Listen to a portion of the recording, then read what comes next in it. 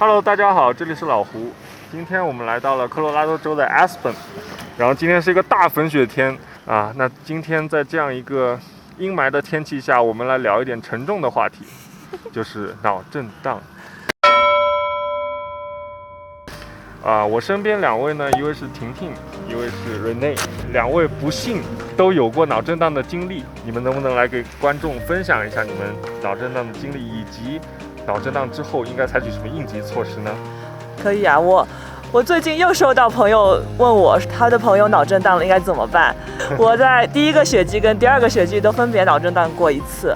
然后第一次是在Okemo， 然后那个时候我刚学会换刃吧，走连接道的时候就是还不能走刃，反正就在那个地方就摔倒了。具体怎么摔的我也不记得了，因为脑震荡会造成短时间的失忆。当时失忆了15分钟，对，刚好旁边摔倒的旁边是一个 Ski Patrol 的小屋，然后当时 Ski Patrol 马上就给你带到小屋里 ，Ski Patrol 就问了好多问题，就比如说你今天早饭吃的是什么呀？然后今年是哪一年呀？你现在在哪座山呀？这些问题你都答不出来。是的，我都答不出来。但是很有意思的是，你能认得我，然后其他的就是当天我们刚认识的一帮滑的朋友也在旁边陪着，你认不出他们，也就是说短暂的记忆暂时失去了。对，长时记忆还是有的，长期的记忆还在的。然后我说我认识，我吓死了，我以为韩剧里的情节发生在我身上了，就我天哪，就失忆了。还有一个非常明显的特征就是那个 Ski Patrol 问了我一个问题，他让我记住一个数字。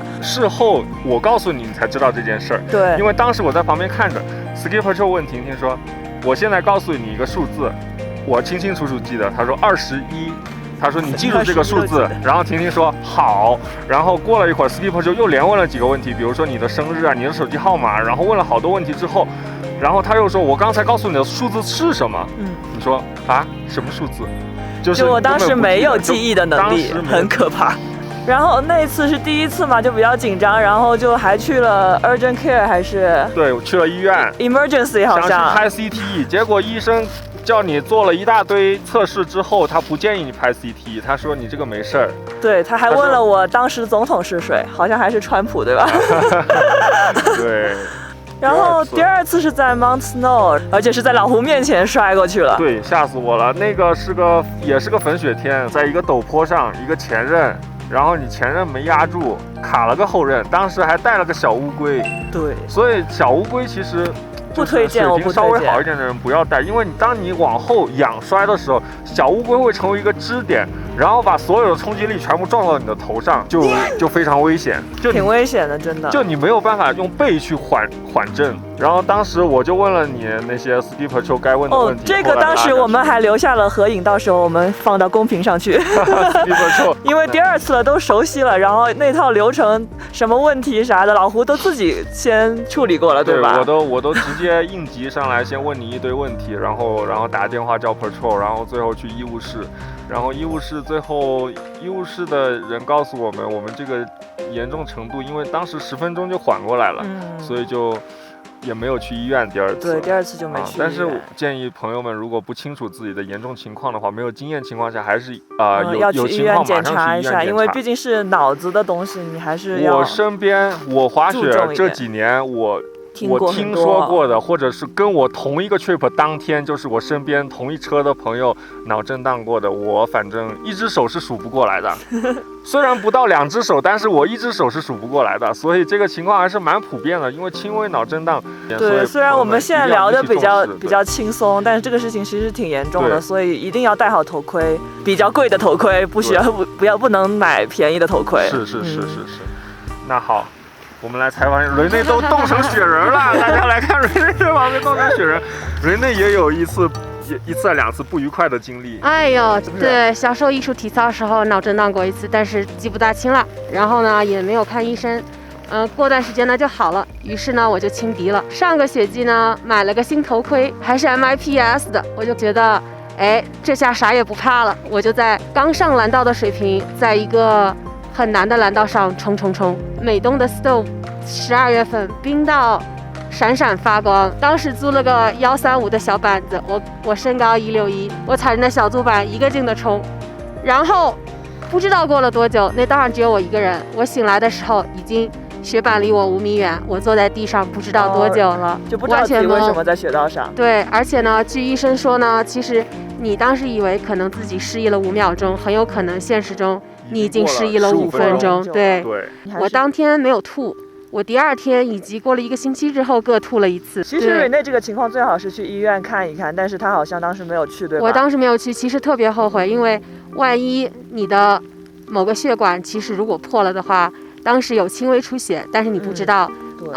然后在某一天的很可能就醒不过来了，突然5秒钟之内，可能你就过去了。所以其实要去看医生，并不一定是要治脑震荡，而是要看你脑子里面有没有血管破裂。所以当时医生叫你做那些动作去测试，其实就是测试你有没有颅内出血，然后有没有压迫你的一些神经，导致你做不出一些动作。然后后来他就不建议拍 CT。对，他给了我一张纸，然后看之后有没有什么症状，比如说呕吐啊、头晕的症状，如果有再去回到医院再去看一看。我都没有，所以我的症状还算比较轻的。我听说另外一帮朋友几个男生去滑，好像另外一个男生也有。摔到脑袋，然后去医院就拍 CT， 他好像每隔2个小时拍一次 CT， 他可能摔比较重，就怕他有出血，然后他们在医院陪了1夜，然后后来当天没事儿，他们第2天才赶走。那个可能是我听过比较严重的一个案例吧。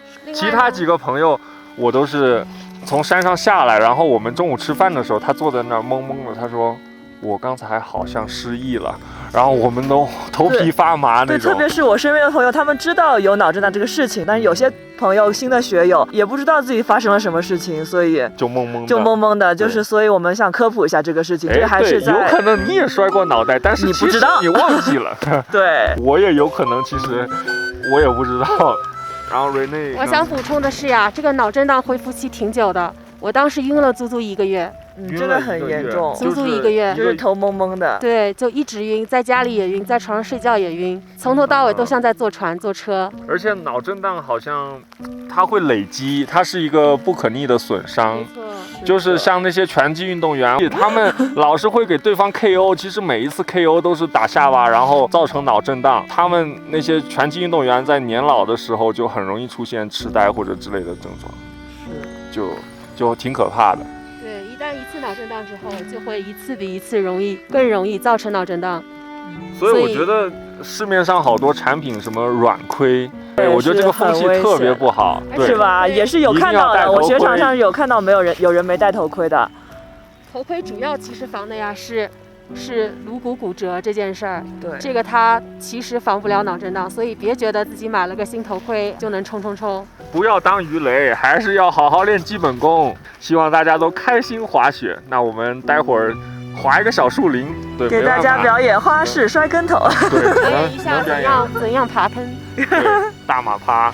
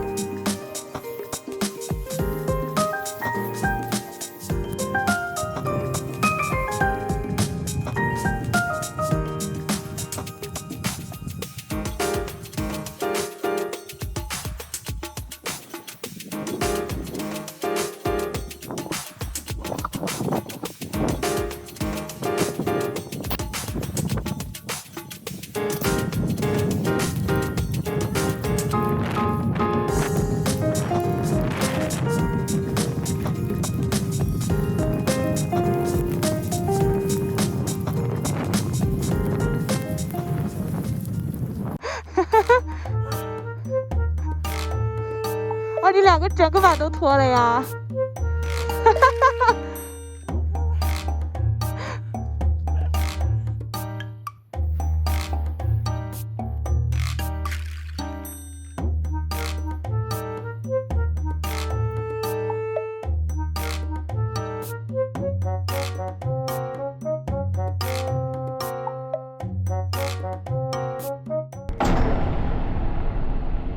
啊，今天滑了艾斯顿小树林，好爽！艾斯顿小树林非常适合第一次进树林的朋友们去试一试，因为它的树跟树之间的间距很宽，对吧？我今天拿着刻滑板第一次上小树林，都觉得乐趣无穷。但是滑树林一定要切记，一定要在有小伙伴们同行的情况下一起进树林，千万不要落单。那今天的节目就到这里，喜欢的话关注订阅，一键3连，小伙伴们再见，拜拜。